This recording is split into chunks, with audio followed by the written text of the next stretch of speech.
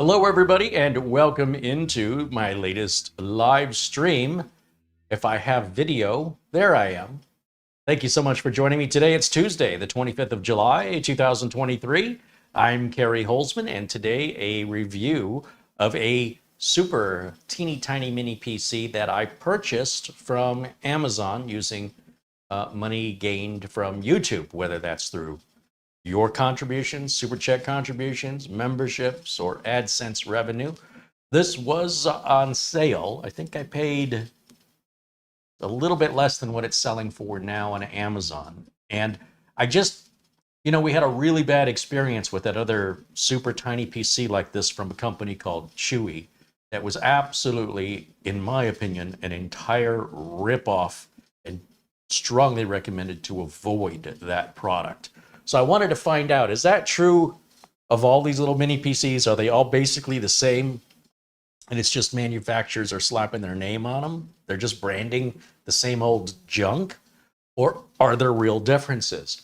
So when I saw this, it's from a company I've never heard of called PELADN or something like that.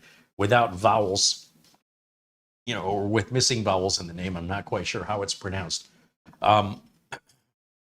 I imagine this is going to get worse as time goes on and everybody copyrights and trademarks names. Eventually, it's just going to be a series of random letters and numbers put together to form something nobody's copyrighted or trademarked before.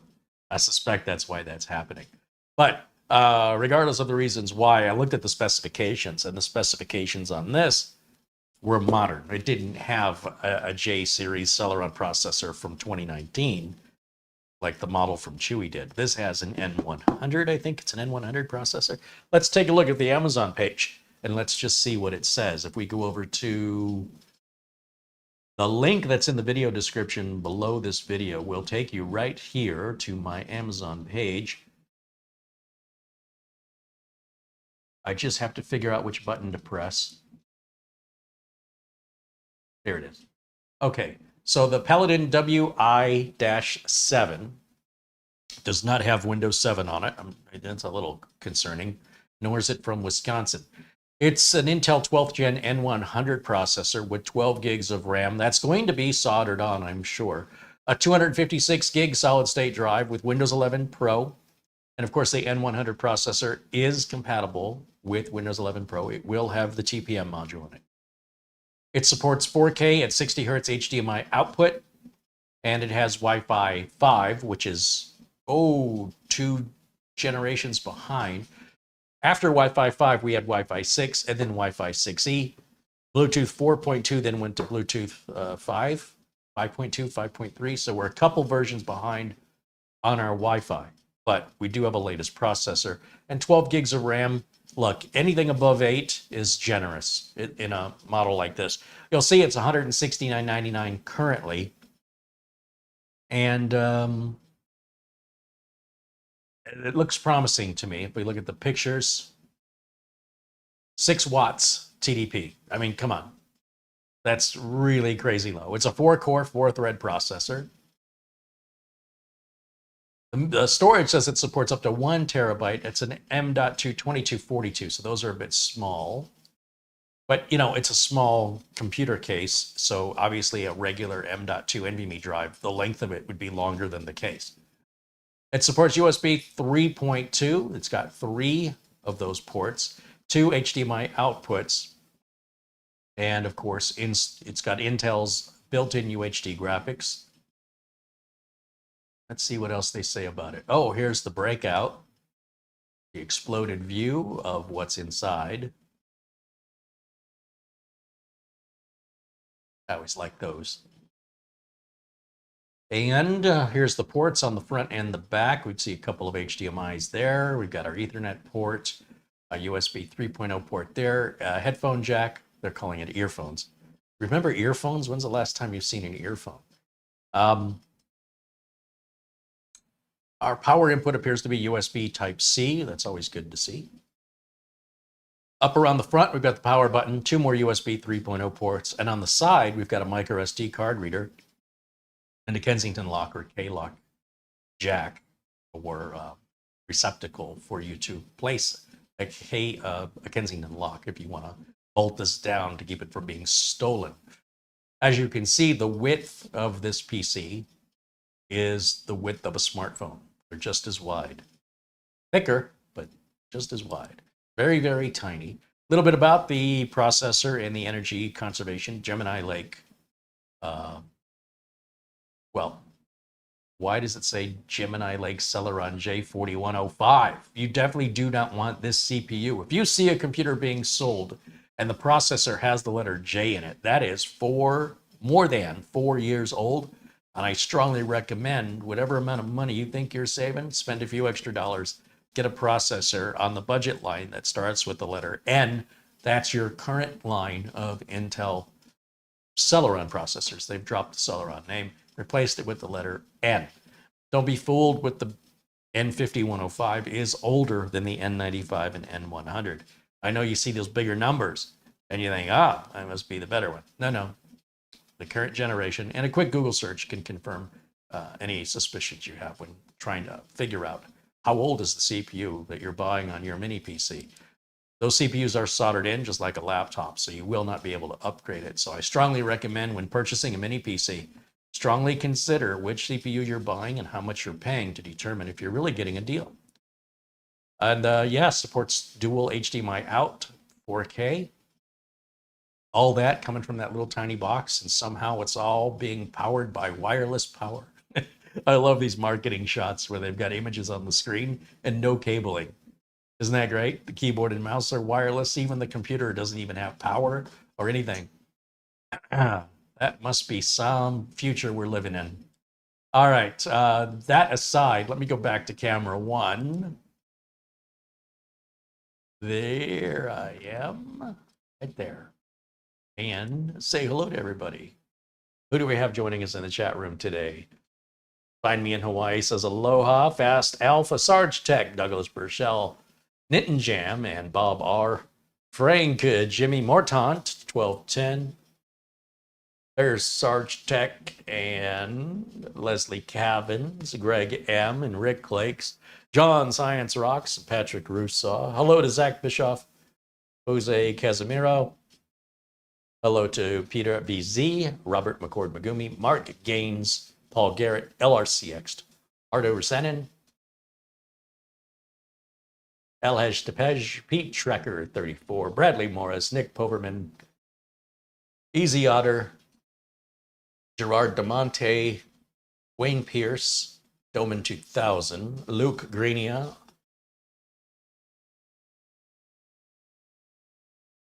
Terry and Jeremy the Red, Randy Roblowski, Dustin Fuller, Yo Garcia, Paul O'Brien.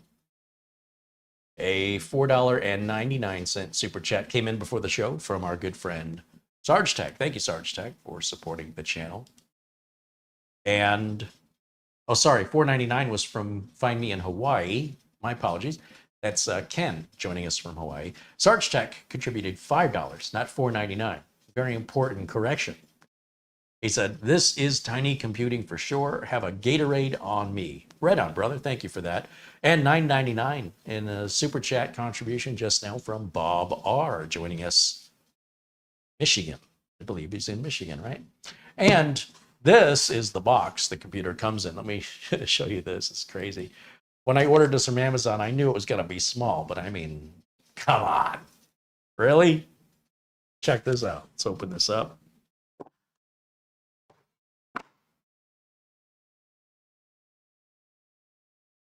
So basically, there's your mini PC and there's your accessories. That's it. Actually, I suppose I should hold it like that because that has the name upright like that. The box is pretty well generic. It just says mini PC without any manufacturer name on it. And then you got a couple of stickers on the back. So I guess if you want to start a mini PC company, is put some money into it to invest. Everything's already made. You put your name on it. You start marketing it. It's amazing how the world has changed. So I don't know anything about the background of this company, where they come from, how long they've been around, how big the company is. Is it, one guy operating out of a bedroom somewhere? Or is this an actual full-scale operation. I have no idea. Sort of like that company Blackview, when we reviewed their product, they're mostly all cellular phones that I've never heard of. When you go to their website looking for a mini PC, it's very difficult to find. It's all about phones, phones, phones, and more phones. So you never quite know if these companies are branching off into another aspect of technology, or if in fact they're just brand new little companies, or major companies that are new to the United States that I've never heard of, which is also something that's been happening a lot recently. Check my email. Is that what you want me to do? Check my email? Okay. I will check my email.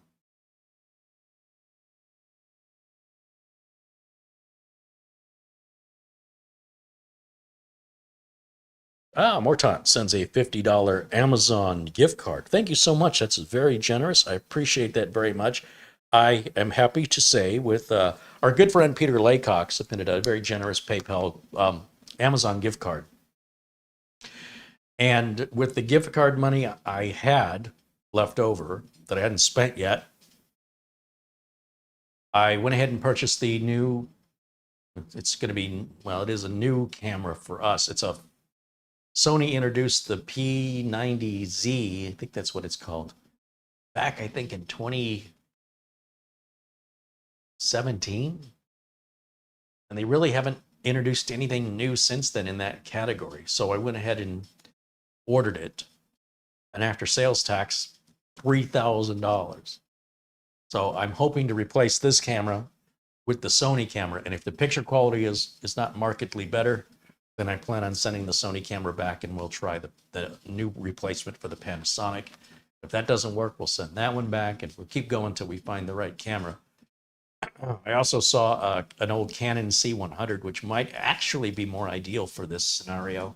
That camera's over 10 years old, but they're like $600 on eBay. And it has a single point of focus, which of course I could adjust on these cameras. I just really want to not have to go through a bunch of minutia settings to get to dial in the picture.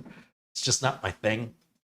So if I can get a camera that I can set up and I immediately get more vivid color and a better representation of what things actually look like, well, you know, we were playing with the cameras yesterday on the members only video. For those of you that are members, you would know this.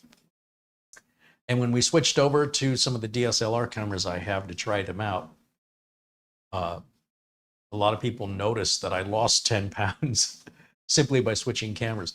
This camera is not flattering for me. It makes me look bigger than I truly am. And I often get that from people where they say, oh, I thought you were bigger this way because of this camera.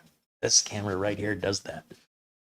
So I'm hoping we can get a more accurate representation of Studio B, both in color and in depth, with a better designed camera for this environment. These are good cameras I'm using, don't get me wrong. And with enough fine tuning, we could dial them in. But what drives me crazy about that is every camera has different settings. Sometimes they call the settings different names, or they put them in different areas and menu systems. Buttons and dials are moved all over the place. And so unless you're really into cameras and you're dealing with it all the time, once I set it, I will forget what I set. And the minute something changes, we're right back to square one. So if I can get a camera that's got really good auto color and autofocus and does well in low light situations, well, I'll tell you what, it'll be about time. So hopefully I'll see that Friday at some point. It'll show up and we'll have it running and we'll get your opinion on what you think of it. And, you know, trying to continue to invest in the studio in order to bring to you a more realistic approach to making you feel like you're really here with me. And honestly, the camera adding 10 pounds to me isn't really being honest.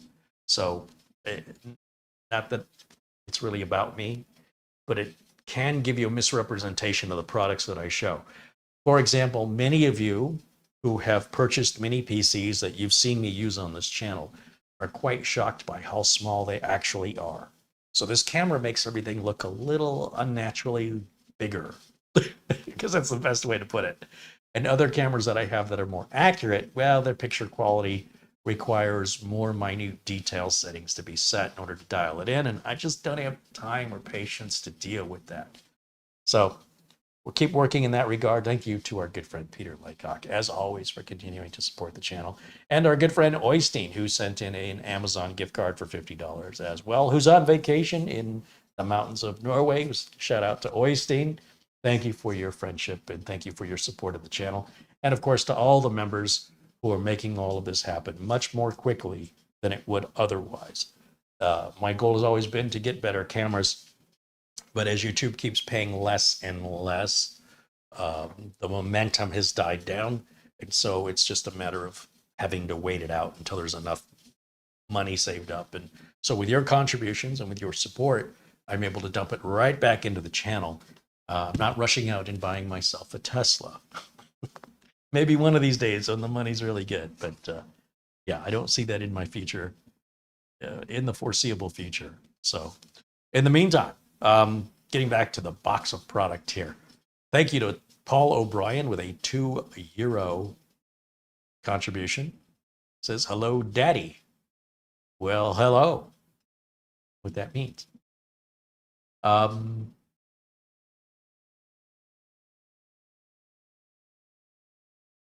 And with Bob R's contribution of $9.99, he said, here's just something to help. It does help, and thank you, Bob. Okay, let me get this unboxed. Are you ready? Done. Okay, that's the video. No, we also have an accessory box. $10 in super chat from Gary Tatum. He says, here's my first ever late fee. Well, thank you, Gary. I guess we can start now.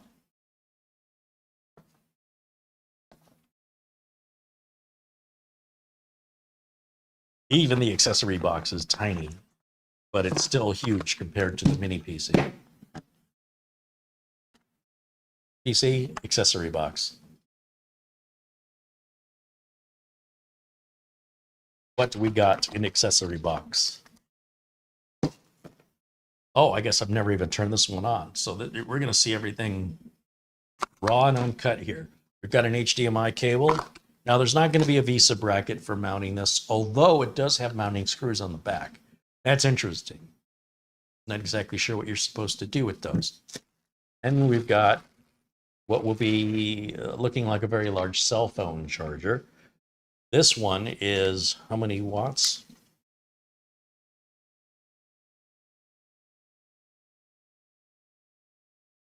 This is a 12 volt, 3000 milliamp. That's 3 amps. Isn't 3000 milliamps 3 amps? And it's a USB Type-C connector. So yes, you could, in theory, use this to charge your phone if your phone has a USB Type-C charger. But your phone charger probably won't have enough power to power this. Or will it? Are phone chargers 12 volts? I guess I probably should try that before I say anything. I mean, it is USB Type-C, so it's not like you're going to plug something USB Type-C in and burn it out. It's either going to work or it's not going to work. That's the good news. 5 volts on cell phone chargers. So, yeah, I would wonder how that would work. All right, let me plug this in here. So plug it in over here. Need a little more room. And as for the unit itself, we've got some protective tape covering the top. Ben Laird with a £10 super chat contribution says hello from Scotland. Welcome in, Bill. Thank you so much for continuing to support the channel. Apparently, our Intel Inside sticker was placed on the outside instead of on the unit itself, but that's okay. I don't need to give Intel any more advertising than they're already getting.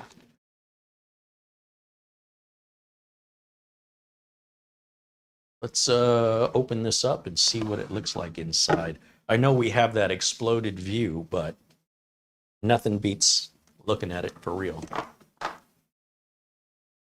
Martin Erickson says USB-C can go up to 240 watts at 48 volts. Yeah, provided you've got a power supply big enough to do that. But that's true on, like if you ever saw the the Samsung Galaxy Book 3 power brick that I've got for that bad boy. Holy cow, it's the biggest USB-C charger I've ever seen. I was going to grab something to take these screws out. That screwdriver bit is, or the end of it is too large. I need something a little more delicate. This one. No. So they're using a very, very tiny screwdriver. Going to require the jeweler's screwdrivers here. And yeah, I've been finding I hadn't used these in a long time. I think Nick Poverman, viewer here, sent them to me a while back. And as you can see, the industry has changed, or at least my business has changed. And you never quite know when you get into IT what exactly you're going to be doing. A lot of it has to do with where you're located and what kind of work opportunities exist in your area. And that's how I became a laptop tech. Wasn't anything I sought out. It just kind of happened. And now I'm working on mini PCs. So, all right, how do we open this? With the little rubber feet there.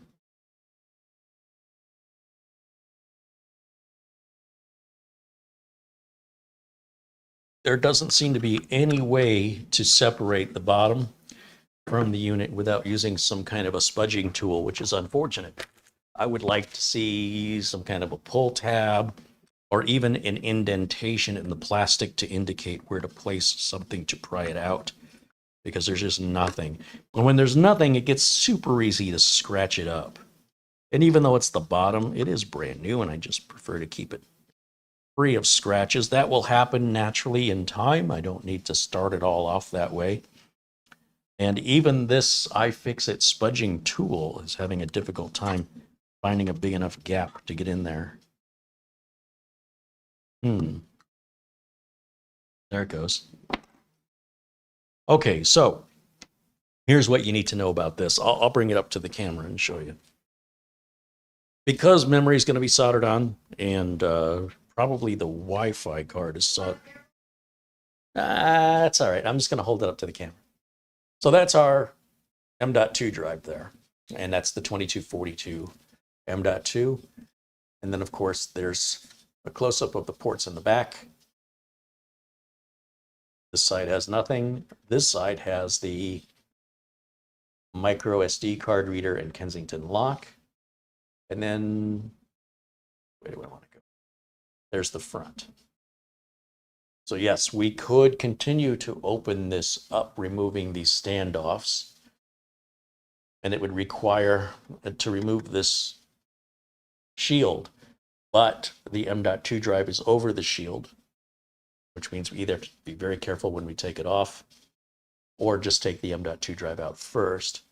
And I suspect, although I'm not certain, I suspect that Wi-Fi card is soldered in there. Can't really tell.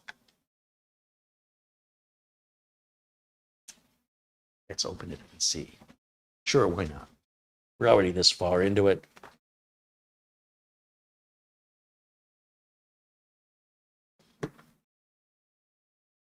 So, M.2 drive. Maybe that's all I need to take out. See a Wi-Fi card?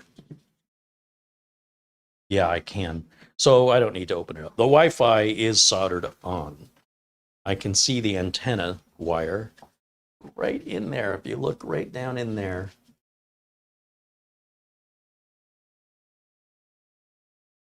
you'll see that antenna wire, and it's going to a chip that's soldered down. So the only thing you can upgrade in this is storage, and that's something to keep in mind if you're looking for something that you want to have it grow with you. This is not going to grow with you. That's also only a SATA.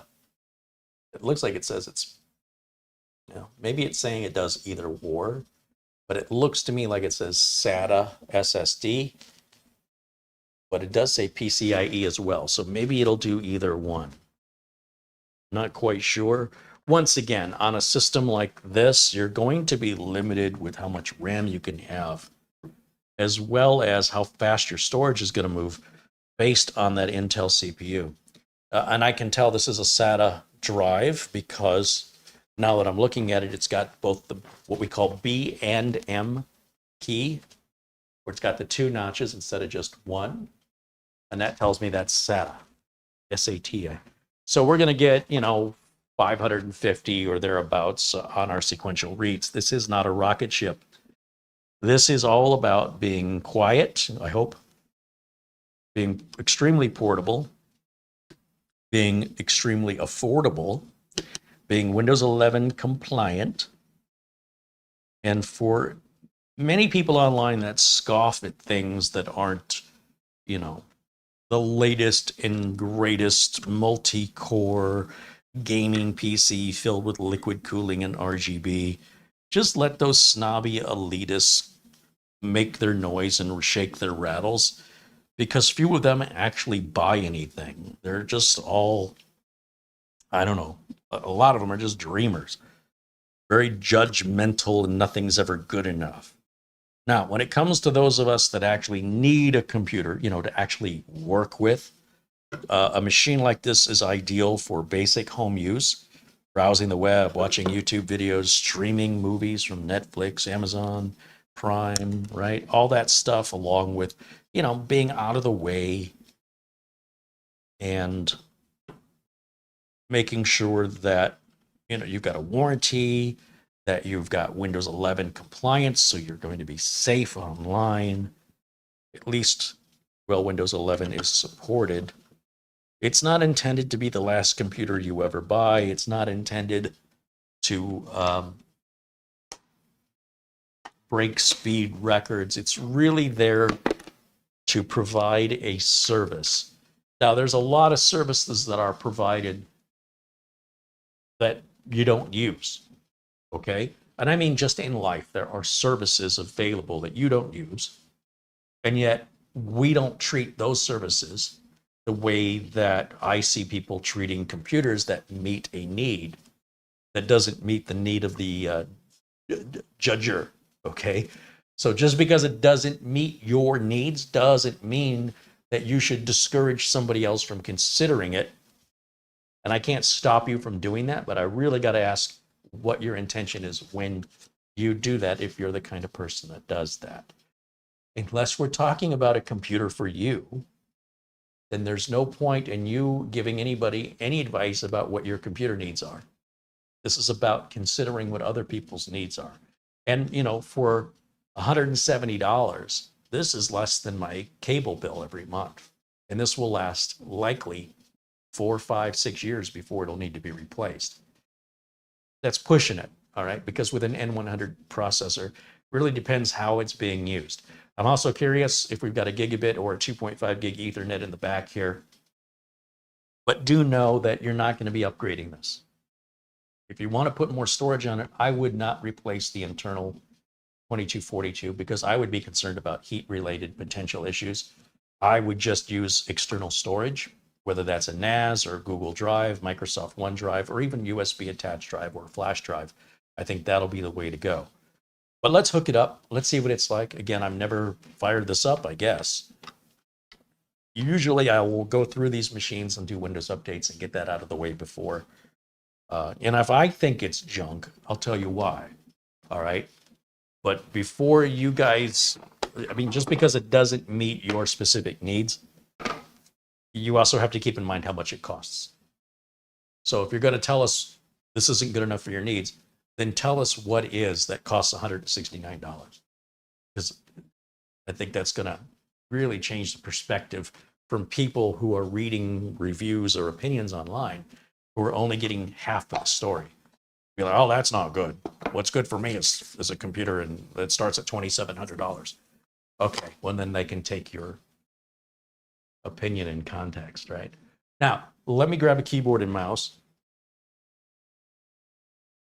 I am hopeful that this machine is everything the Chewy Larkbox X wasn't. Is it a Larkbox X? I think that's what it was called. Or just Larkbox, I can't remember.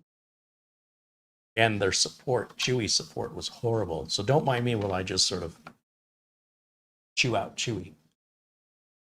Some people say it's unprofessional to talk about competition, but they're not my competition. I'm a reviewer. I'm a technician. I'm the person that's going to get a call when the system doesn't work, right? That's how I make a living. And if I'm telling you as the guy who has to fix them, as the guy that gets in there and works on them, that I think you should avoid it, it's coming from a support standpoint. So that's what we're trying to determine here. In fact, what am I missing? HDMI. I'm going to leave the internet not plugged into it until we get Windows 11 set up, which I'm guessing I have not done yet. We can use either HDMI port. The fact that that will support 2 monitors out at the same time is impressive. Obviously, it would be nice if we had twice as many USB ports. However, this is not meant to be a server. It's not meant to replace a desktop computer that's being fully utilized like that. It's a simple machine. It's something to give to somebody who's online and checking email, paying bills, general online usage, as well as keeping you safe and secure online with the latest Windows 11 fully compliant and having warranty and support. While also being small, very affordable. Would be great for digital signage. It would be great for a home theater PC. It would be great as a little project box. It would be great as a computer for the folks. You know, your folks are ones that typically that older generation are very lightly using the internet. And let's go over to HDMI port 1 here. And we're going to get that those color bars on the screen. Oh, wait a minute. This already booted up. Did I turn it on? I didn't even realize it. I guess I did. Holy cow. All right. Surprise, surprise, surprise. Let me go over to full screen mode for Carey and United States. Yes. The thing is so quiet. I had no idea it was on. All right. My bad. Skip the second keyboard layout. This is the very first time I've turned it on, so everything you're seeing here is happening unscripted, live, on one take. There's no go-backsies, there's no mulligans. We just do it live, just like real life. I like to live my life live. I can't say about you, but it's kind of a rule I live by. While I'm alive, I try to be live. Be present in the moment. That's all I'm trying to say. Ben Laird said if these mini PCs get any smaller, they're going to disappear. I think I'm going to stick with ATX. Yeah, I hear you. Yeah. If you don't have any shag carpeting, watch out. I have to step in the other room.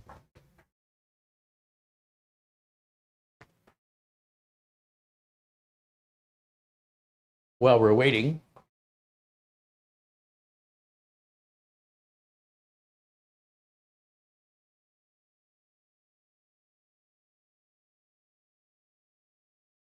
and everything is in real time. All right. So everything you see that's happening, this is how long it takes. Unlike polished edited videos where your reality is skewed. If you can imagine somebody summarizing your life in a 4-minute video, it doesn't really seem just, does it?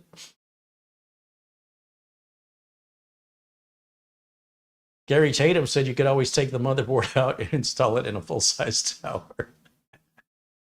You know, you laugh about it, but I've seen and I've shown here on the channel some HP computers being sold at retailers like Best Buy. That's effectively what they did. On the outside, they look like a mid-sized tower, but on the inside, they're a proprietary motherboard with everything soldered on with an external power supply like a laptop. And when you open it, it's just a big hollow case intended to deceive the public into thinking what you're buying is similar to the competitor's unit next to it, which is quite often more of a typical upgradable.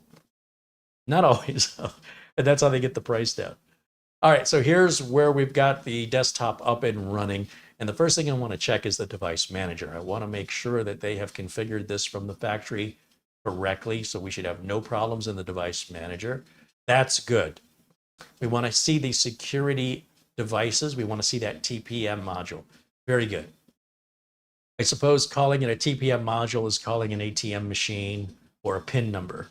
where the word we follow the acronym with is the last letter of the acronym, right? ATM machine is automated teller machine, machine. PIN number is personal identification number, and TPM module is TPM module. Now go back to listen to Duran Duran and read the history about Sirhan. Now, I will plug in the internet now, since we verified everything is set up correctly. It appears anyway that PELADN has set this up well. Do we have a modern version of Windows 11? Is it 22H2 or is it 21H2? 23H2 should be out September, October-ish. Hopefully we're going to get that little icon switched to a little monitor. Very good. And let me go back to the device manager one more time. I want to see, whoopsie, did I click the right thing? I did not. Right click, start menu, device manager. We're going to go over here to network adapters. Oh, it's an Intel Wi-Fi adapter. Very interesting. And a Realtek gigabit. So it's not 2.5, just gigabit.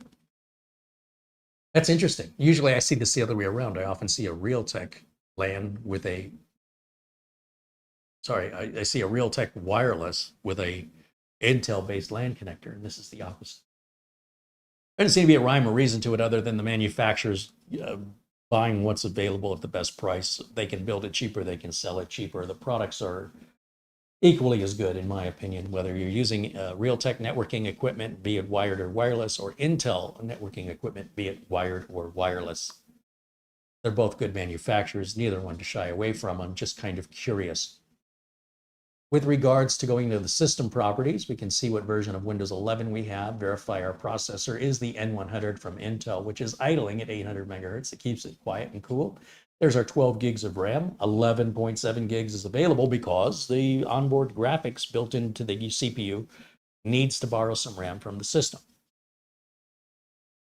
It is Windows 11 22H2. So thank you to PELADN for putting in the current edition of Windows 11 Pro and configuring it so I don't have to bypass NRO, that I could, not force me into creating a Microsoft Online account. So I like how their technical side of PELADN has set this machine up in a Carey-approved manner. Happy to say that. I'm happy to say it for any manufacturer that sets it up in a Carey-approved manner. So we'll go over to settings, and we're going to go over here to Windows Update. How's our date and time? Date and time looks like it's already set well for us, and we'll check for updates right here. Now this might take a few minutes. However, it shouldn't be too long because we do have that latest Windows 11 on there. All the drivers look good. We also want to make sure that we are activated.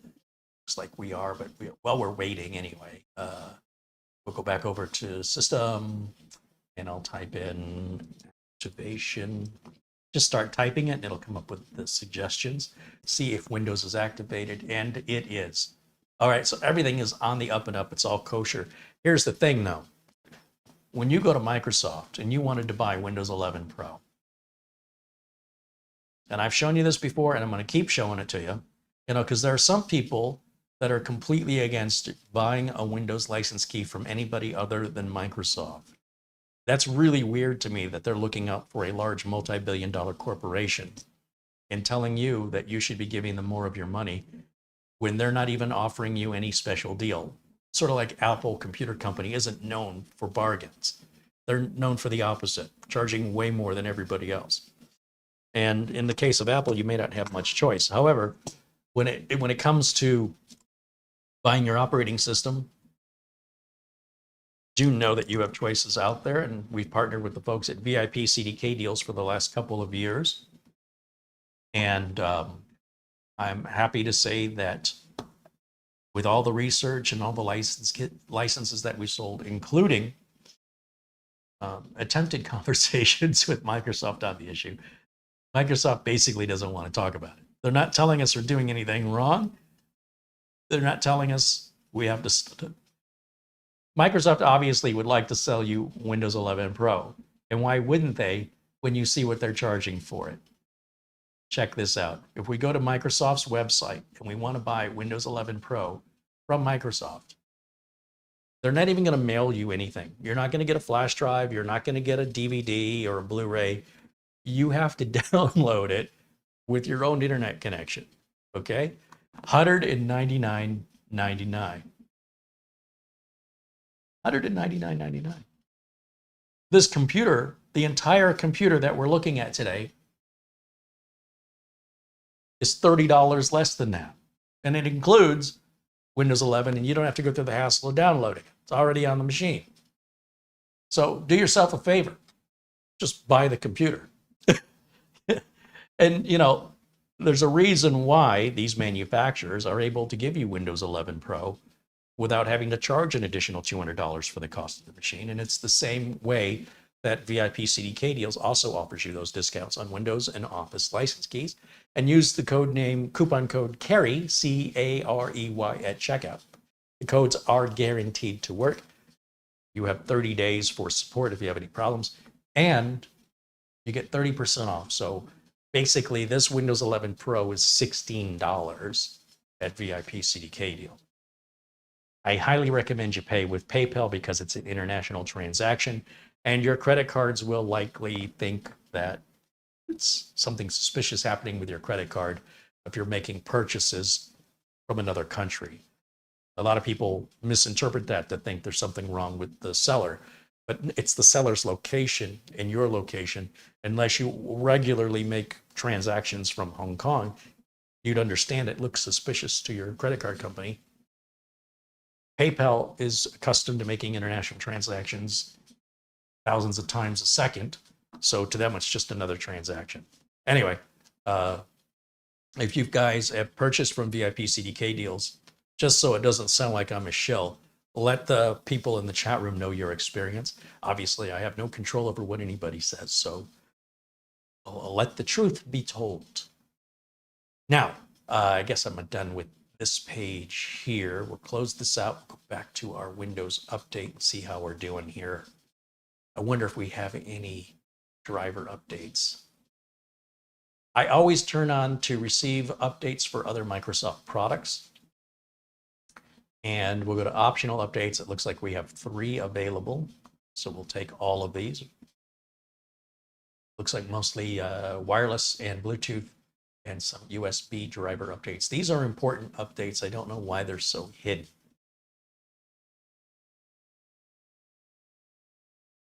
And let's see, what else can we change? Under advanced options,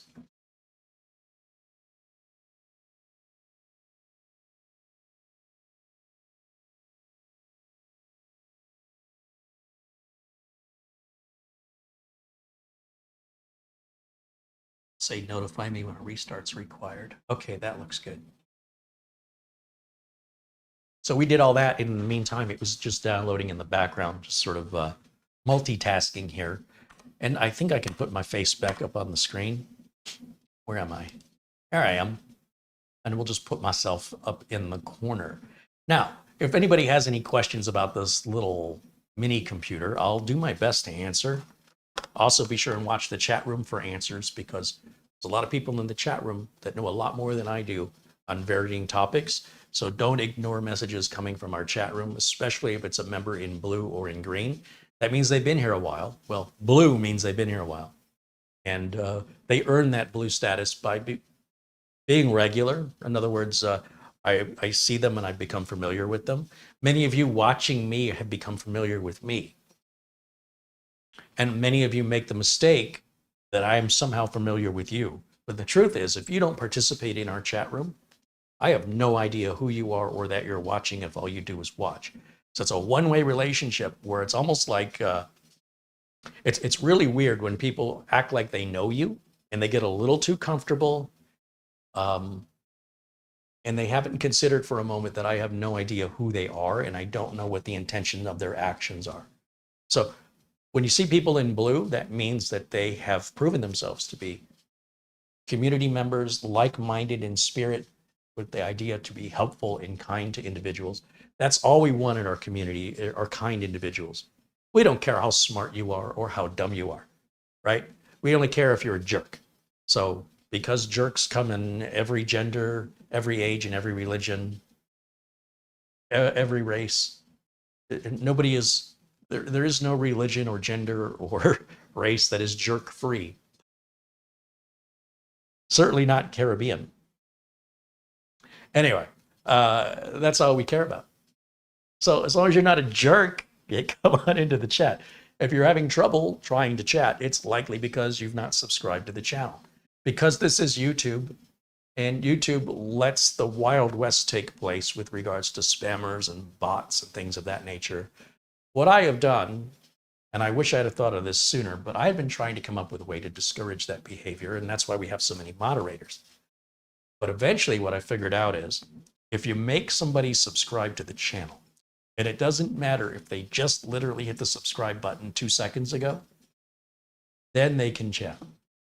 And lo and behold, wouldn't you know, spammers and bots pretty much all go away. Every once in a while, want to go through the trouble, but at least I get an extra subscription out of it, so I'm okay with that transaction. And that's why we've done that, because YouTube won't do what's necessary to verify accounts.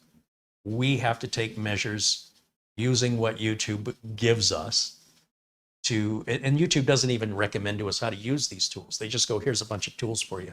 Have fun. And that is one of the single best tools we've got at preventing outsiders from poisoning our community well or affecting the attitude of the community. We want to see the community continue to grow with like-minded individuals. We don't want anybody to feel alienated or left out unless you're a jerk. So if you're just watching, please pop in and say hello, even if you're not a social person, even if that's something you don't normally do. It's amazing what that hello can lead to. And everybody here will be happy that you did. All right? So thanks to our friends in blue and our friends in green. The people in green with the badge next to their name and the people in blue with a badge next to their name. These are paying members. They not only have subscribed, but they've joined the channel and pay $9.99 a month. I realize that might sound like a lot of money to some people. The fact of the matter is YouTube takes 30%, the government takes 20%, I'm left with 50%. And with YouTube revenues and AdSense revenues continually dropping and may eventually, if certain laws get passed, become illegal, we have to find other ways to finance these videos. The folks at PELADN did not send me this computer. I paid for it. I paid for it for you so that I can make content that I hope you're interested in. And when I'm done with it, well, it'll probably be given away. I have no use for it beyond curiosity and staying up to date with the latest tech and introducing you guys to what's out there and things you have to choose from that you may not otherwise know about.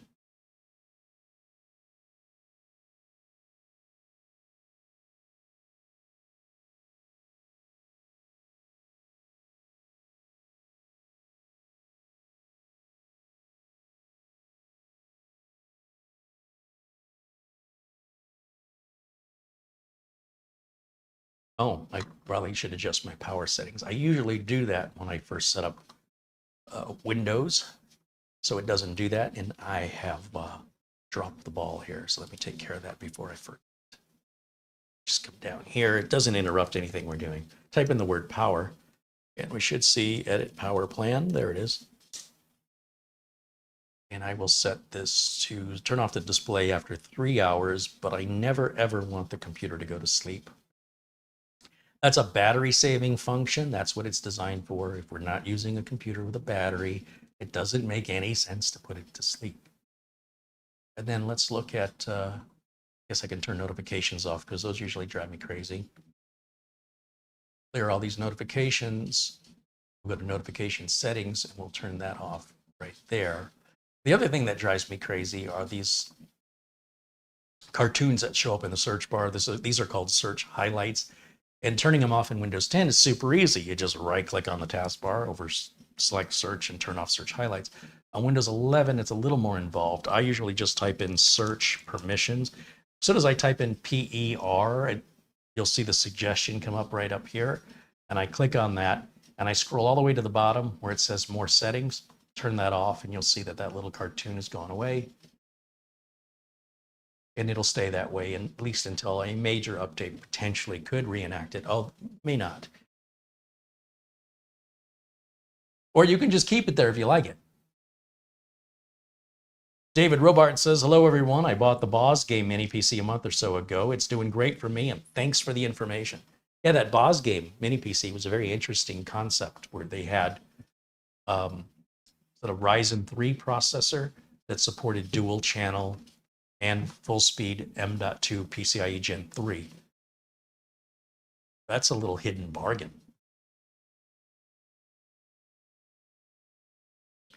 Old Man 55 said, does that mean the PELADN WI-7 mini desktop PC reading speeds up to 2933 megabytes per second uses NVMEs as well? Well, if that's what it says, the only way you can get above 550 megabytes per second is with NVMe. So if you see read speeds over 550, that's going to be some generation of NVMe. If you see speeds of up to 3500, 3600 maximum, that's going to be Gen 3 NVMe. Speeds upward of 7400 will be Gen 4 NVMe. And speeds upward of 10,000 to 14,000 will be Gen 5 NVMe. But as we increase those speeds, we also increase the cost of the storage and we increase the amount of heat.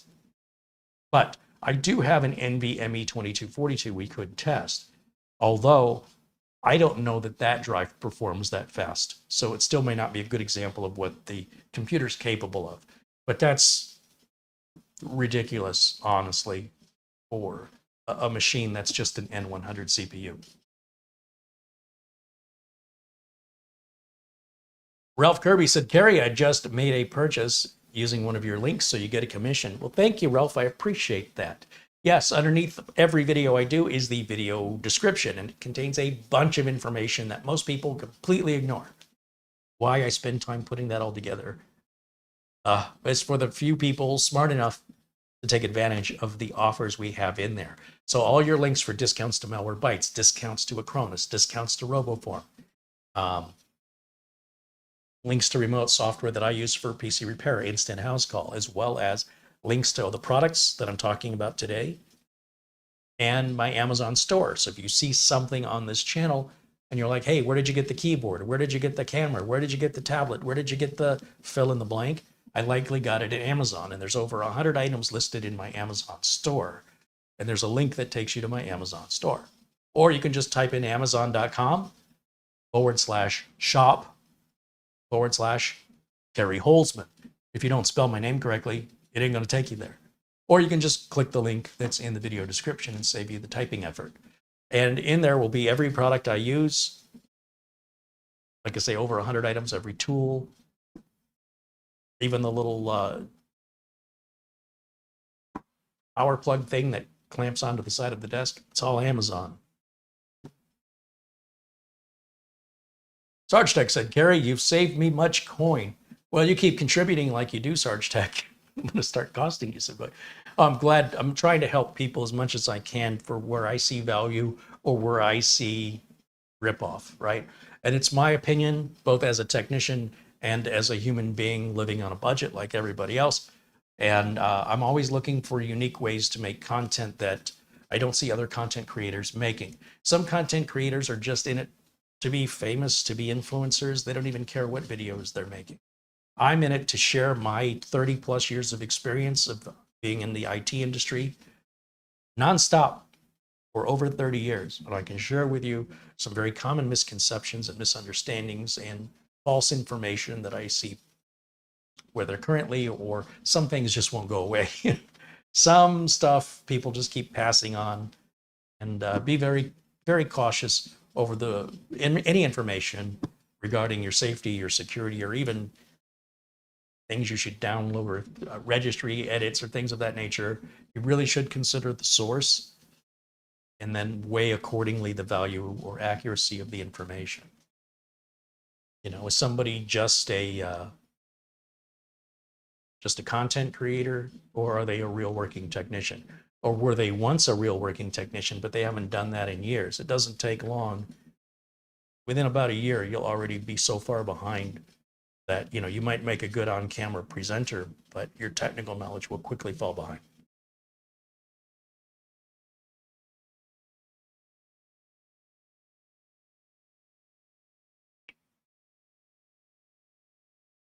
Joshua Gooden says SATA 3 gets up to 44 megabytes per second. That would be logically and scientifically impossible. So as I mentioned, SATA 3 has a maximum 600 megabits per second throughput. That translates out to about 550 megabytes per second. So be careful of information you get on the internet. Well, it's often very well intended. It's also oftentimes not really well understood. And then they take their lack of understanding and rather than confirm what they think they know, they propagate it out to others. So especially here in the chat room, don't just assume everything somebody is typing is real. Always be sure and authenticate information if you're considering that information has value before you go propagating that information out to others. Do society a favor and just fact check yourself, regardless of how much you trust the source. And we can prevent a lot of the misinformation here. And Alvin Shaver with a $2 super chat. Thank you, Alvin. Steve H contributes $10 in super chat. He said, I showed off my old Minis Forum J4125 PC to my neighbors, and they are very interested in getting one. It takes up less space and works fine for what they need it for. Yes, well, Joshua says 550 megabytes equals 4,400 megabits. And that's another common error people make, which is if you use a capital B in if you see MB or GB, a capital B is bytes and a lowercase b is bits. And essentially 8 bits equals 1 byte. So if you do the math and you take 550 and you multiply it times 8, that'll roughly get you in the ballpark of how many megabits per second. We normally don't use megabits per second when we're talking about storage. Normally storage is referred to in megabytes. And when we talk about speed, that's usually talked about in bits, like your internet connection.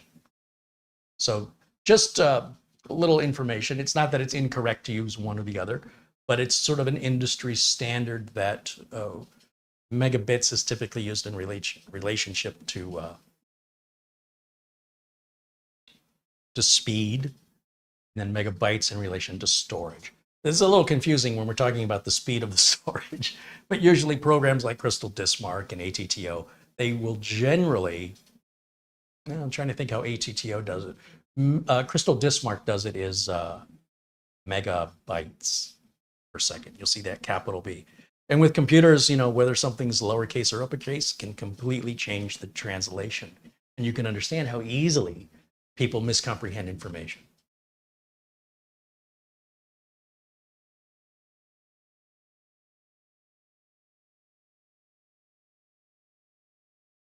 Mark Gossman wants to know what speed is best for cable internet. Well, it depends on your needs. So essentially, it's like asking me which candy bar is the best one to eat. Should I have a Kit Kat or should I have a Snickers? Should I have a Rolo or perhaps a gummy bear, right? It's really up to you to make that decision and what meets your needs, your budget. Nobody else can answer this question for you, unfortunately. It's very much subjective to your individual needs, expectations, and your budget, and potentially what's even available to you. In general, nobody ever complains their internet's too fast, but they will complain it's too expensive. So at the end of the day, you've got to find out where the balance lies for you. Bob R suggests it's really the Milky Way that's the better one. I do enjoy answering technical questions, but I can't make decisions for you. Right? So any question you're asking that's based on you making a decision, I'm afraid you cannot off-put your responsibility onto somebody else. You may choose to not make any decision, which is in and of itself making a decision. But I would suggest you do your research because you're the one who will benefit or suffer from the results of that decision that you make. None of us will be affected by it. As a result, it's very, very unwise to ask a complete stranger online to make decisions for you. But if we can help you understand differences, help empower you with the information required to make the best decision, well, we certainly want to be able to do that. That's our goal here.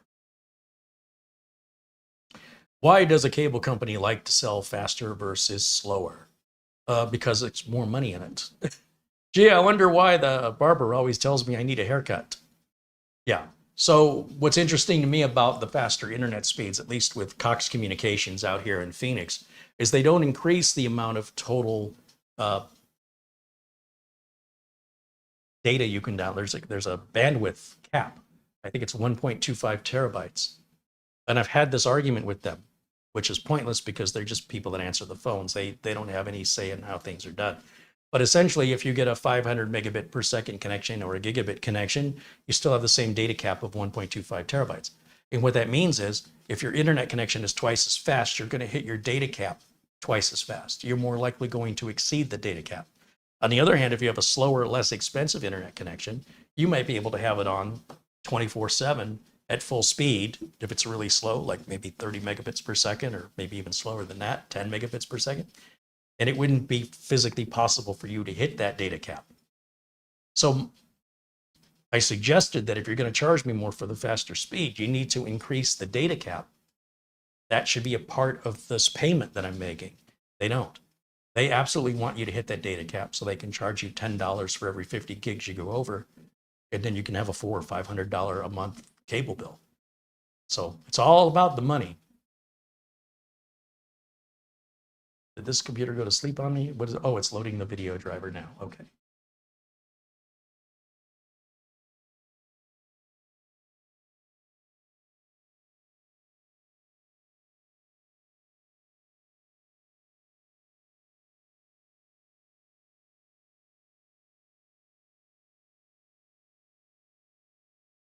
Andy wants to know if I'm selling mini PCs to commercial customers in an office environment, or are you selling them desktops? We are experimenting with mini PCs in commercial environments. I guess I can restart this. Start that. And we're seeing what they think of them. So one of the first clients I put an Intel NUC at, and they had it for about a year and asked me for another one. And the reason they wanted the other one is that when they refurbished their office building, the reception desk doesn't have any room for a tower to go. It's very much kind of painted into a corner. And they said, you know, we really like the Intel NUC. This is the long, skinny NUC, the Devil's Canyon. Anyway, those models came with a replaceable plate where I could remove the skull, because that's not too professional. And they're using those too, and it's been that way. They've got no complaints. They've never needed a repair on them. Another client of mine is, they do taxes, and they got the last two computers I built 2 years ago, over 2 years ago, and then they didn't upgrade them. They sat brand new in a box for over a year until I finally twisted their arm and got them to install in their i9 9900Ks with 64 gigs of RAM. So they're really well decked out, and I don't anticipate they're going to be needing anything new anytime soon. And then another accountant, I sent them their very first mini PC. They didn't even know such a thing existed. And they had a concern with the number of ports on the unit that I sent. I sent them a NUC 11, which is a traditional, 4-inch by 4-inch NUC, but it only has 4 USB ports and a regular HDMI out. And I included a mini display port to HDMI cable because I knew they were going to need it. Well, to my surprise now, they're running 3 monitors and not 2. Everybody that does taxes that I work with has 2 monitors. And once in a while, the owner of the company or somebody high up will have 3. But now I'm told everybody in this office has 3. I haven't been there in some time. And because the Intel NUC 11 that I sent them has Thunderbolt 4, sent them a link for a Thunderbolt USB Type-C cable to HDMI cable. And I go, there's your 3 monitors. They said, great, but we have to hook up a keyboard, a mouse, a printer, and a scanner. And then we need a spare USB port for like if a customer brings in a flash drive or something. So we need 5 USB ports. I said, okay, well, the Intel NUC has 4, but you can always buy a USB hub and add as many USB ports. However, it kind of goes against the whole point of the mini PC, the concept of it being small and out of the way if we're getting a rat's nest of cabling, to cover all the ports. So I'm looking, I said, look, don't worry about it. Not all mini PCs are the same. I sent you this one because I thought it was enough power. It's got 64 gigs of RAM in it, a Samsung 980 1 terabyte NVMe in there. And I want you to use it and get a feel for the performance compared to your desktops. Also, keep in mind how small and how quiet it is. And then any shortcomings, you tell me, and I'll send you a different mini PC to try next. So the next one I send to them will be one that will support 3 monitors a little easier, and ideally will have 6 USB ports on it. So I can't think off the top of my head what meets that. I know there's a B-Link unit that has 4 HDMI outputs, and it's more of a gaming PC, but it might be better suited for their needs, and that might be the next one I send them. I've got to go through the boxes and see. Like this machine here only supports basically 2 video outputs, so wouldn't be good enough for them. Also, it's also just an N100, and when they open up large spreadsheets, they're going to say, we don't like mini PCs. So I've got to be very careful when I introduce my clients to the mini PCs that I send them something that's going to knock their socks off, because this is a first impression. If I send them something very inexpensive, they might get turned off by it, and it might be very difficult to get them to give it another shot with a more adequate machine. And the other thing I'm thinking of sending them would be like one of the HP Mini Elites that are very expensive, like a 12700T processor. I think those will have enough USB ports and video outputs, and might be better suited for that, for their needs. But wasn't my first choice. My first choice was to get them into something less expensive. But that's not their request. They don't have any financial restrictions. They just want what's going to work. So I said, look, I'm just sending you the unit to evaluate it. You tell me where it falls short, and I'll send you another unit that meets those requirements. Then I want you to compare it to the desktop and tell me what you think. Because if I do my job right, they'll be so impressed with the mini PC, they won't want another big PC again. There's just way more advantages to it with regards to the noise, dust collections, the amount of space it takes up. But at the end of the day, customers, of course, they have their own prejudices, their own preferences, and it can be hard to shift somebody for something that they know is good, get them to open their mind and say, well, isn't this equally as good and in many ways better? And that's not going to happen if I'm sending them a very inexpensive machine. I need to send them something that I know is better than the desktops they've got now. I just wasn't aware of how many USB devices they were using. I was guessing they needed 2 monitor outputs, a keyboard and a mouse and a printer, and then an extra port for flash drives from customers or 2 customers. I was pretty close.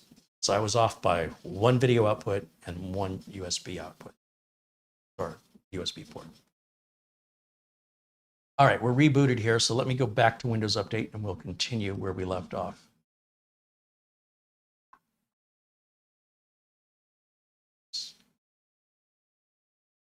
Windows Update. You want to repeat this process until there are no more updates on any new computer, whether you've built it, turn that on, whether you built it yourself or you bought it from the store. You don't know how long it's been sitting on a shelf. So there'd be lots and lots of updates missing, and the internet is advancing and evolving every second of every day. So going a couple of months without updates is like seeing a child when they're 6 and then visiting them again when they're 10. They might not even be recognizable. The world on the internet is evolving at a rapid pace, and the threats are never ending. Do be careful out there when you're online from all the scams. Now, it does appear that we are current with all of our updates. So let's take the USB utilities flash drive I've got here, and let's take a look at some things. We'll start with Crystal Disk Mark, and let's take a look at what sort of drive performance we're going to get out of the SATA drive. Again, it won't be more than 550 megabytes per second. Let's go over here to my flash drive. We're going to copy over C, and I want to copy over Uncle Carey's Windows 10 Optimizer. The Optimizer is a tool that I use on my client computers because I was doing everything by hand. I asked Nick over at D7X Tech if he could write a little tool for me. And I was showing it to the audience, and they said, are you going to sell that? It's like, oh, I guess I could. So anyway, you can now buy this tool at D7X Tech. I think it's all of $7. There's no product code or anything. It's on an honor system. You can run it on as many systems as you want. It won't do anything to cause any harm to your computer. How much benefit it brings, it's really hard to say. It depends on the machine. It depends on the end user and what they notice. But it is safe, and it won't cause any harm. And it never expires, and it works with Windows 10. It works with Windows 11, and it's all of $7. You can use it on as many computers as often as you want. You'll notice I always copy it off the flash drive. Do not run this tool from the flash drive. For whatever reason, it just doesn't seem to run correctly. And you can always check for updates with this tool by double-clicking.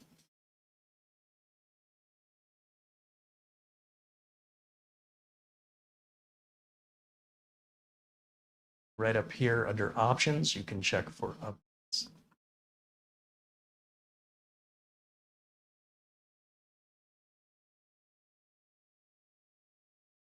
Did I miss what it said? Check for updates. No updates are available. I see it. It comes and goes so quickly. So these boxes, this is an intelligent little application that looks to see what registry settings you have currently, and which ones it's making recommendations for changing. This is all stuff you can do by hand. And I used to do it by hand if you watch some of my older videos. But this does it way faster than I ever could. And sometimes I forget, did I make that change or did I not make the change? So I just go with all the default values and hit apply. What you see here is it's turning off drive indexing, which just takes up space. I don't know anybody that actively uses drive indexing. And this part can take a while on older computers if you've got a lot of files. When it's all done, it adds the My Computer icon to the desktop, little stuff like this that I prefer, and just general optimizations. And then we reboot for these changes to take effect. Like I said, the tool is intelligent. So if we run this tool again, it'll tell us all of the settings that it would change have already been or are already at the recommended settings, and tells you you don't need to run the tool again.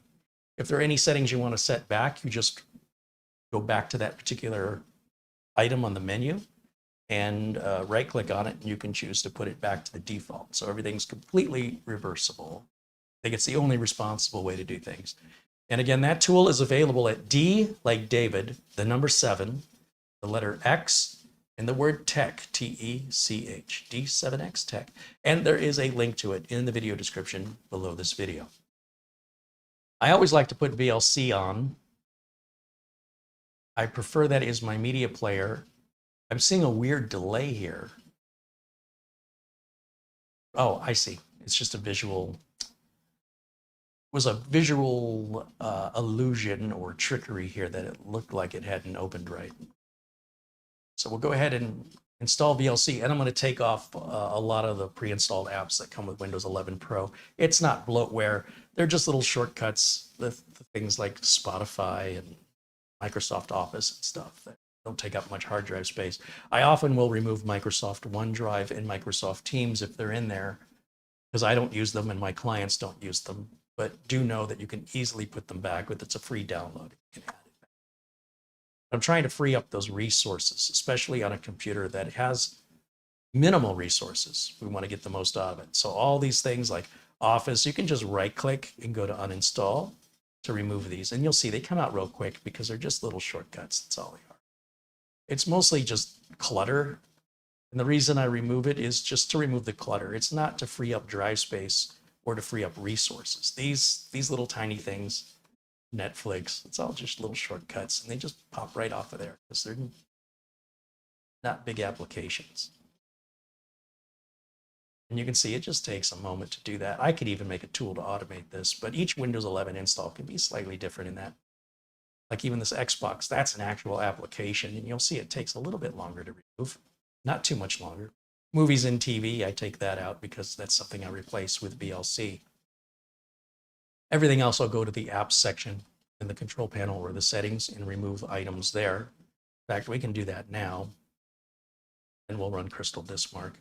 So we'll go over here to apps, and this is just my personal preferences, and I do this for my clients. So I'm just sharing with you what I do. I'm not asking you to agree with it, and I'm not suggesting that you should be doing what I do. I am suggesting that you use your own brain and decide what's right for you. so you can make a decision that best fits your particular needs and expectations. So I'm taking out Media Player. I'm going to take out Microsoft News. That's really just a little shortcut. I take out Microsoft OneDrive because that starts every time the computer starts and does impede our boot up time. I will take out Microsoft Teams because I don't use it and I don't know anybody who does outside of working for a big corporation. Once again, any of these things can be easily put back on. So it's not like it's a one-way road. Then we can look back through here and see what else can be removed. The Xbox game bar is not removable. See, uninstall is grayed out, but we can remove Xbox Live. So we'll take that out. And then I want to just scroll up one more time. Weather's fine. A lot of people, for some reason, they like the weather app. Solitaire Collection, a lot of people like to play solitaire in my world, so I leave that alone. Sometimes I see Minecraft Education Edition. If that's in here, I'll take it out. It's not really a whole lot. I'll leave Clipchamp in there. Probably could come out though. And then finally, if we want to grab Crystal Disk Mark from our flash drive, see testing software, Crystal Disk Mark portable version. That way I'm not installing anything onto a customer's computer. I think it's rude. You can install what you want on your computer. Computer doesn't belong to you. I think it's disrespectful installing applications on it unless specifically asked by the customer. So I will use portable applications so I leave no trace and don't impede my customer's machine. Let's go ahead and run all the tests and we'll see overall how this drive performs. And while we wait for this test, which takes a couple minutes, I'm happy to address your questions here in the chat room. So let me see what I've been missing. First of all, screen keeps defaulting to 144p resolution. Always hit the gear icon on your YouTube window and check your resolution. You might be surprised that you're watching a lower quality and you may not even realize that until you change the quality to 1080p manually and you're like, holy cow, I've been watching it in a lower resolution. This looks way better. Lagrinia says it seems to be a fairly decent PC for the money. I mean, that's one way to say it. When you consider it costs less than the operating system that's on it.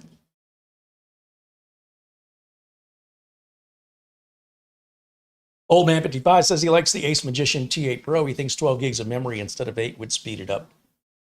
Yeah, for sure. I think 16 gigs of memory on anything that's a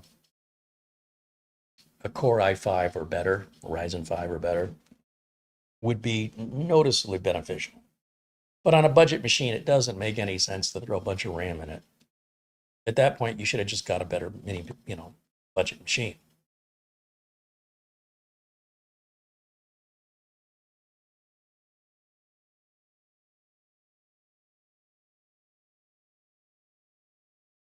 Shane Perkins said Cyber CPU made a video here on YouTube on how to make a custom ISO to remove bloatware. Yeah, you absolutely can do that if you're somebody that has a lot of time on your hands. You want to run through the different installation scenarios, different equipment, and then you're ready to update that every single time Microsoft updates the ISO. I'm not a factory here. I'm not cranking out that many computers. The amount of time and investment that is suggests to me you have no idea the number of hours I put in every day just to barely keep up. So yeah, I don't recommend that unless you are doing at least one installation of Windows every day. Otherwise, you're going to spend more time creating that ISO image and less time using it than it took you to make it before you're going to have to update it again and start all over. So for me, I think it's a complete waste of time. However, to each their own, and absolutely, you can create custom installs for sure. But there's a reason why I don't do it.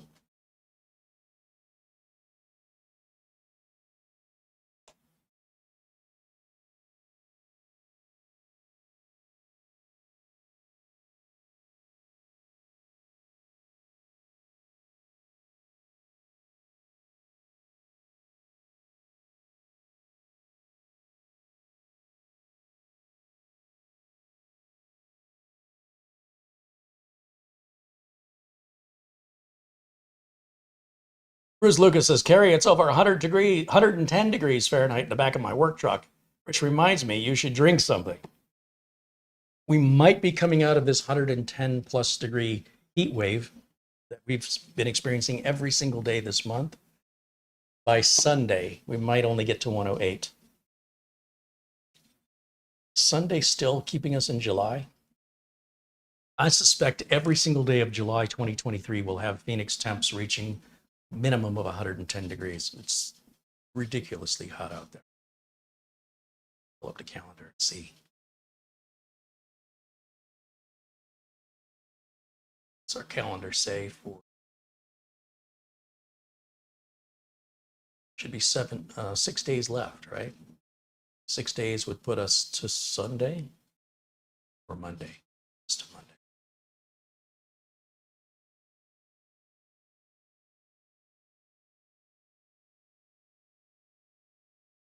You know, you live in a desert. What do you expect, right? It's been pretty miserable out here. I just try to stay indoors as much as possible. And when you combine the traffic, the crowded nature, it absolutely affects the attitude of people around you. The heat makes everybody irritable. If there's been some days this month where I've seen a little short fused, it's the heat. I'm not quite sure how else to deal with it other than move somewhere else or live in a cave somewhere. It's harder on me to deal with these temps the older I get. When I was a kid, I would ride my motocross bicycle a mile to the mall. Didn't matter if it was 120 degrees, I didn't care. Nowadays, my body is not liking it. So, yeah. Got to get through July and August. It's the worst times to be in the valley. Yeah, so we still have another 5 weeks of this to go.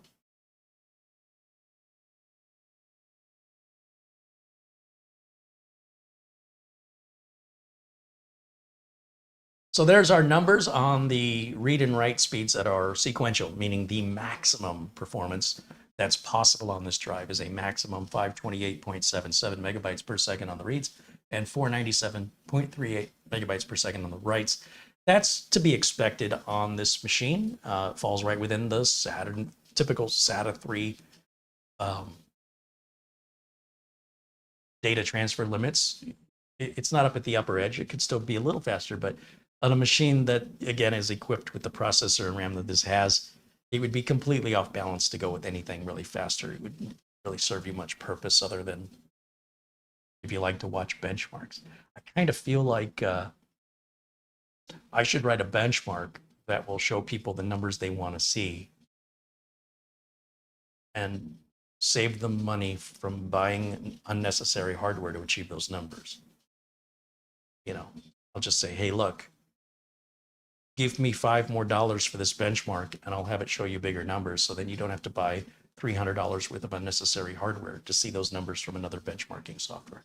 I think that'd be a great community service for those people who can't seem to let go of evaluating things based on numbers from a trusted benchmark that you have no idea how it's evaluating.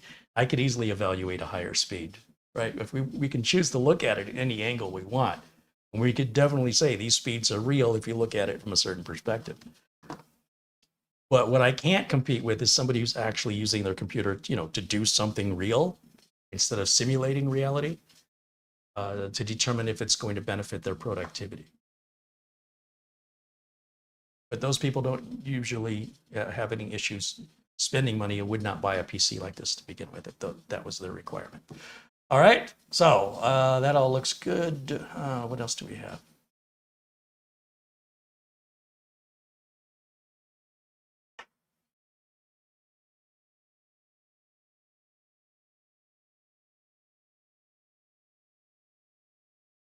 Old Man 55 said that's good speed for a SATA drive. Yeah, it's typical. I'm not really surprised by it. I'm not blown away. It is as expected, I think would be a fair way to say it.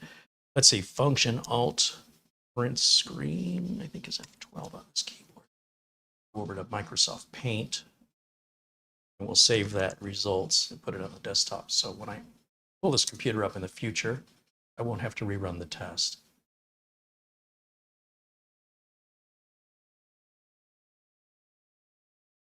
There it is. File, save as JPG, crystal disk mark.jpg. We'll put it right on the desktop.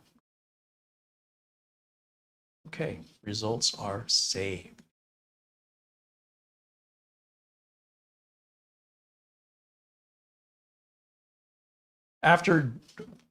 Before I ship a computer, and this is something I've never seen any system integrator or even a system builder do, I like to clean up all the leftover files on the drive. So I'll go to the storage settings part of Windows 10 or 11, and I will go to Storage Sense, which you'll see has been turned on by my utility. It's not turned on by default. I recommend you turn this setting on. I haven't run the Storage Sense every month. A lot of times it'll default for during low disk space, but some people never get low disk space, and so this tool will never run. So I say to run it every month and delete files in the recycle bin that have been there 30 days or longer. And I'm going to just run it right now. Although just leaving it that way, it will eventually run. But what this is going to do is it's going to free up critical hard drive space because we have so little of it on this little computer that every byte counts, and I don't want it taken up with temp files. And all those downloads we did from Windows Update, those were all installer files. They've all installed properly. We'll never need to uninstall them.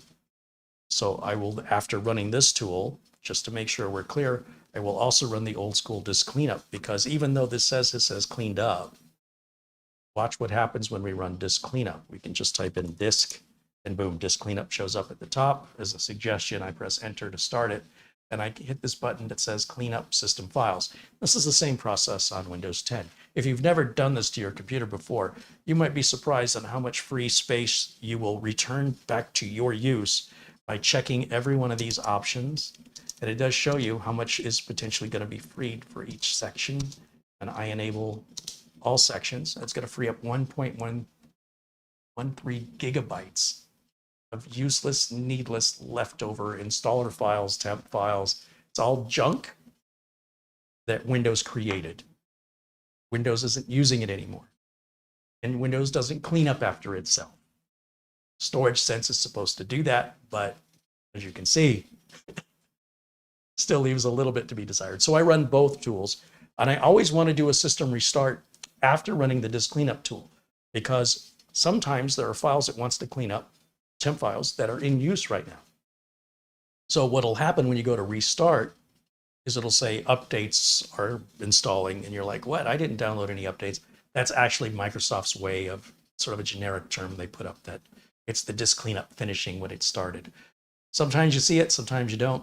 We'll go to restart and see what it does.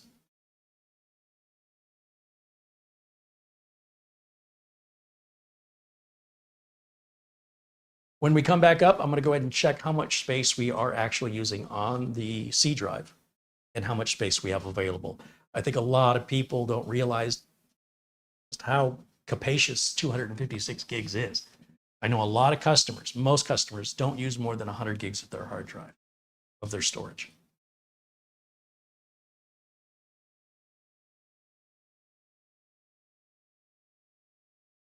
Paul O'Brien says, Carey, I just purchased the Windows 10 optimizer. Wonderful, Paul.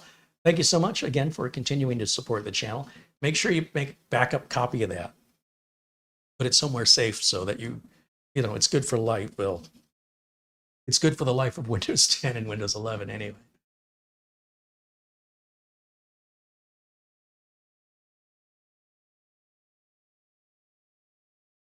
Bruce Lucas says 6.9 gigs per second. Is this real life? Stuck on this benchmark.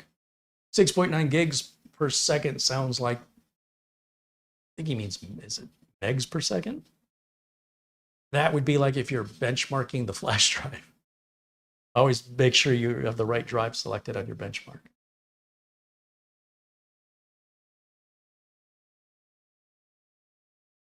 Diesel Doctor says, great video content, Carey. Thank you so much for what you do. Well, thanks for hanging out with us and for being a blue member here.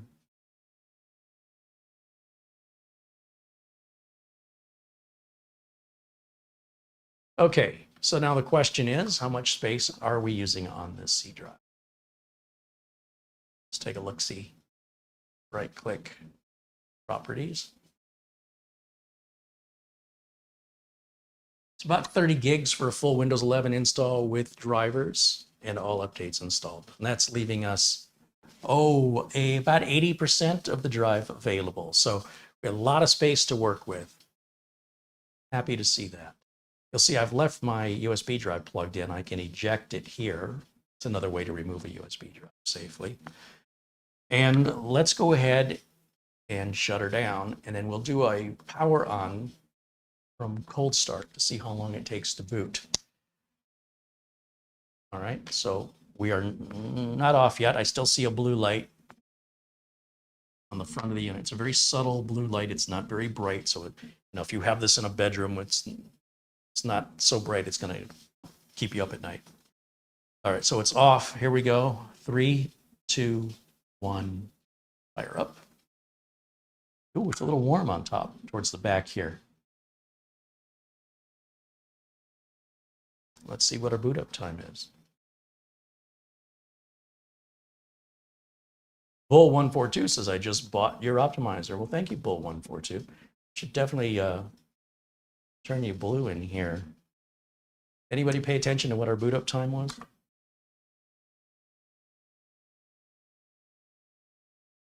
Got distracted. I blinked and I missed it.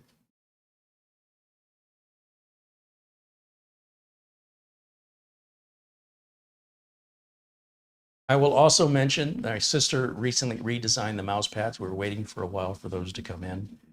And another way to support the channel is by looking at the merch we're offering. We're trying to offer uncommon merch, things that other people don't do. So I know a lot of other channels will do mouse pads, but they don't source them themselves. They'll do some cookie cutter thing. So my sister's done the research to find a good manufacturer, quality material, and designs the pattern herself. And if I go to, let's see, let's go over to this computer here. You can go to careyholzman.com. If this page ever appears. That's very slow. It must be doing something in the background. Oh, there it goes. Okay, yeah, it was doing something in the background. CareyHolzman.com. Control Enter puts the www and the .com on the front and back of it automatically. And it'll forward you over to Carey Holzman Shop or Shop Carey Holzman. Any of those three will get you there. And if you look down, the products my sister is offering right now, we have just one of these hand-engraved Zippo lighters. We've still got the case badges available. These are metal engraved case badges that come with double-sided sticky tape. That's very difficult to remove. It has a replica of my signature. There's the mouse pads right there, 20 bucks. That includes the shipping and the handling worldwide for that price. And they are a limited edition, just so you know. I don't know when she runs out, if she will order again, or when she orders again, if she'll change the pattern. So maybe one of those sort of collector's item situations, if that's what she decides to make it, where we do a run of a certain look, and then we move on from there. And they're gone, they're gone. Or if they're selling like hotcakes, she might feel like give more people an opportunity to get one before she changes the design. I don't know how she makes these decisions. That's all on her. There's a little pop socket with our logo. There's some little inspired by Carey Holzman Go Faster stickers, very inexpensive, $3. And we've got some cardboard coasters, both in black and in white. Super cheap, 15 bucks. There's 4 cardboard coasters. It includes packing, it includes shipping. So just know that's out there. And then this is supposed to be me on the internet, which is nothing more than a big dumpster. And buried in the dumpster, you can find diamonds. So you got to go through a lot of disgusting and pointless crap. But you got a sharp eye and you're persistent, you could find diamonds. And I would say this community online is a diamond such example. There's such an amazing community here that I've never seen anything like it on the internet, and I will protect it more than I protect anything else because it's so amazing, it's priceless, and I thank you all for being a part of it. If you're just watching these videos and you're not a part of this community, that's your loss, because we would love to have you. All right, let me see. Close that out. Does anybody have any questions about the PELADN mini PC that I can answer?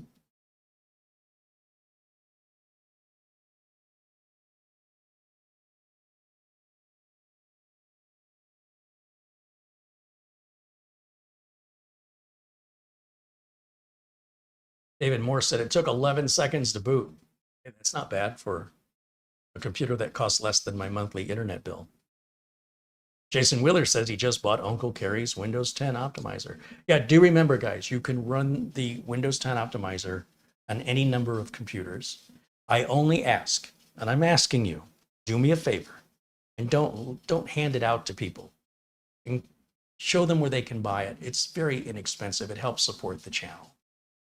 I can't stop you from copying it and giving it to all your friends. I'm asking you, you know, if you were me, to do what you would want other people to do. And, you know, golden rule. In the meantime, feel free to use it on as many computers as you want to use it. Use it on your friends' PCs, your family PCs. I'm just asking you, delete it when you're done. Don't leave it.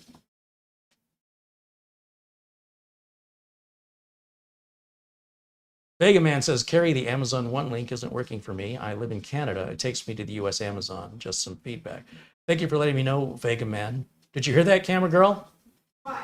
The Amazon One link isn't working for a viewer in Canada. It takes them to the US Amazon. So I think there's more steps than just what was done.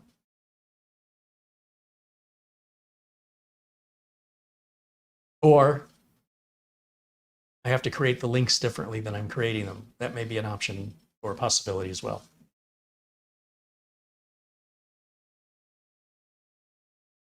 Daniel wants to know if this little mini PC can run Visual Studio 2019. What are you using Visual Studio for?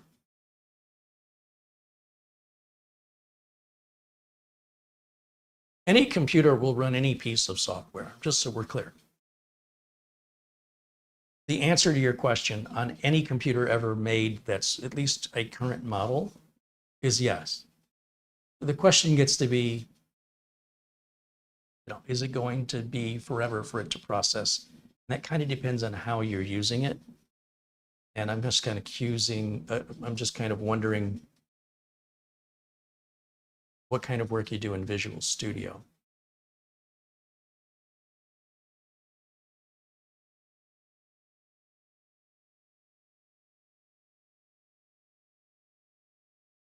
So sometimes I get people who use their computer to generate revenue.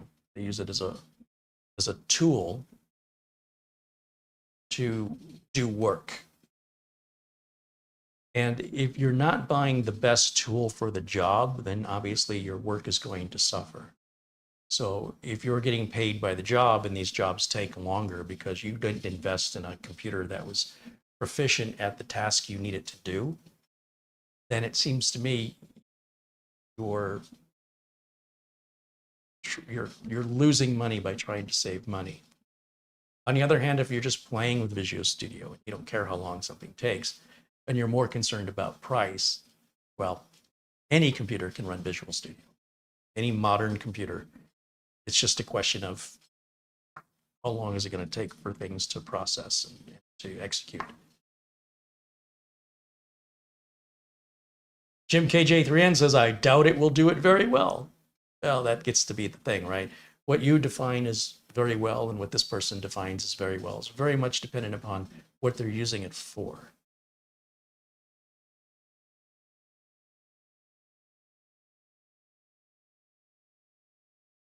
Daniel says to create web applications. So if you're creating web applications, are you making money from that? Or are these web applications you make in your free time just to screw around?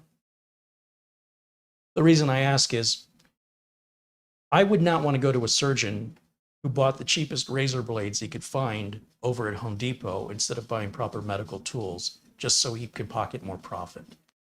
And you'd really be doing yourself a disservice if you're looking to take your business seriously. Then if I were you, it's an investment in your company. And the least you're willing to invest in your company subconsciously is a message you're sending to your customers that you're not worth investing in when you yourself don't even invest in yourself. So if it's a proper business or looking forward to having a proper business, then I would strongly encourage you for key elements of that business to not go super cheap, or you will effectively be sabotaging your own success. But if it's something you tinker with and you play with, it's probably good enough. You know, if you order these, like the PELADN, if you order that from Amazon, you have 30 days to evaluate the machine. At any point in that 30 days, you can send it back free of charge to Amazon for a full refund. So you could always try it and see if it meets your needs, your expectations, and how to better answer your own question.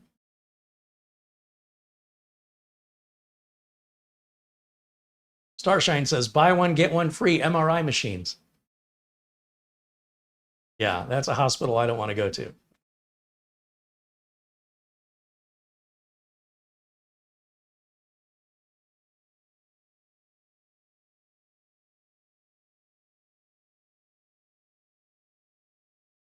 So food for thought there. Sort of like being an Uber driver or any kind of delivery driver and buying the cheapest, oldest car you can get. And you find out that the car breaks down so often, or it's costing you so much to maintain, that it's costing you money to work. So, you know, I don't want to get in an old rickety taxi or an old rickety Uber. And I think anybody that would consider that as a proper business model is likely going to go broke. That'll cost them more money, both from lost sales, lost revenue, because some people won't even bother to get into that vehicle. Lost revenue because the vehicle doesn't run and it's in the shop. And while it's in the shop, you have to pay for the shop's work, but you can't because you don't have the vehicle for which you earn the money to pay for the shop. So it depends on how seriously you want to take yourself. If you're not taking it seriously as a career, it's fine. If that's all on you, you know, how seriously do you want to take yourself? So if you sabotage your own success, it's nobody's fault but your own for you know, trying to cut corners, and the end result is you have manifested your own failure. Things to think about. But if it's a toy, it's a novelty. If it's a home theater PC, you know, it's, like I said, it's cheaper than my monthly internet bill. So you only have to pay for it once. And you're good for, you know, somewhere between 4 and 6 years on a model like this, probably closer to 4, but it really depends on whether or not your needs change and how they change. Because it's not something you're going to upgrade. This is something you replace.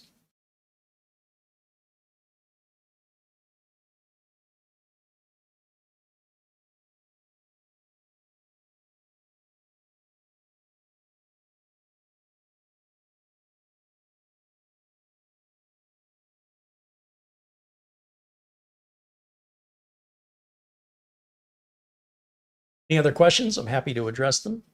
Otherwise, we'll wrap up today's video. It is really getting hot here in Studio B. I am feeling it right now. But if you have questions, I'll stay as long as there are questions to answer. David Morris said, this mini PC sells for 132 pounds and 44 pence if I order it on Amazon UK. So what's the conversion rate? In other words, 132 British pounds is equivalent to how many US dollars?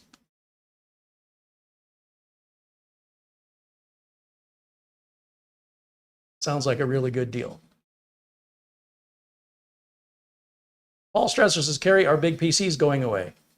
No, there's room in this world for a little of everything. There's still reasons why people have larger PCs. There's still reasons why people have laptops. There's reasons why people use smartphones and tablets and Kindle book readers. There's reasons why people need small PCs and reasons why people need medium PCs. The world is evolving and it's offering choices. Those choices do not restrict choice. They add to freedom. So they're not taking anything away. They're just adding more options for you to select from. Nothing to feel threatened by.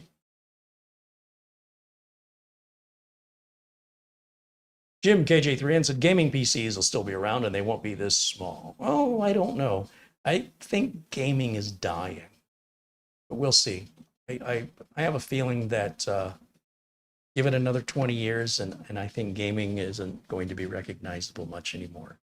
I could be wrong, but I think that the development of games has gotten to a point where it's really put off a lot of people with the size, the crashing, the cost, and the ease with which a lot of these games can be solved for the amount of investment put into them required to play them and the hardware and everything else.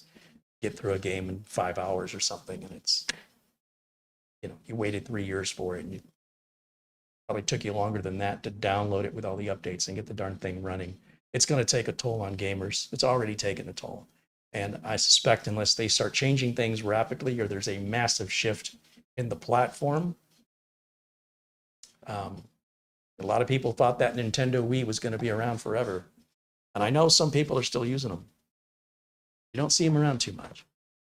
We tend not to notice when these things happen, because by the time they happen, it's been out of sight and out of mind for some time. And it becomes sort of like oh yeah, now that you mention it, I'm not seeing that much anymore.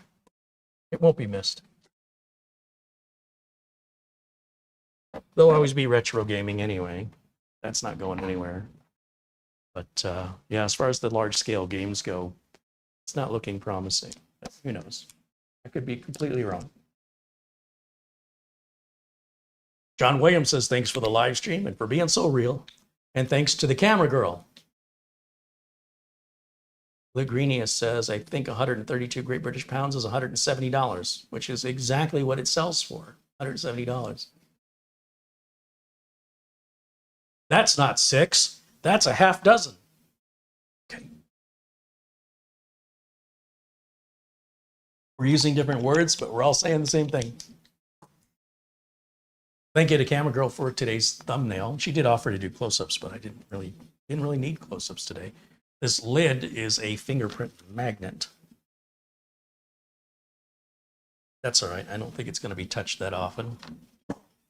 Some people think I'm a little touched, but that's a story for another day. Let me go back full screen to camera 1 here. And once again, let me thank everybody for your support, your contributions. Shout out one more time. For those super chats that came in today, Ian Gooch contributed 10 pounds. Evening, Carey. Another great show with great content. A cool 16 degrees Celsius here in London. Go ahead and rub it in. Yeah, London's a little too crowded for my preferences, but I wouldn't mind spending a day there. I wouldn't mind spending a day anywhere that it's not 100+ degrees. Thank you to Steve H for your super chat, as well as Alvin Shaver. Planet Cryos, looks like I missed your contribution of $5. Says he's thinking of getting a mini PC for his uncle. Just for email, YouTube, QuickBooks, and bills. Minis Forum has one I like. Yeah, sounds like an ideal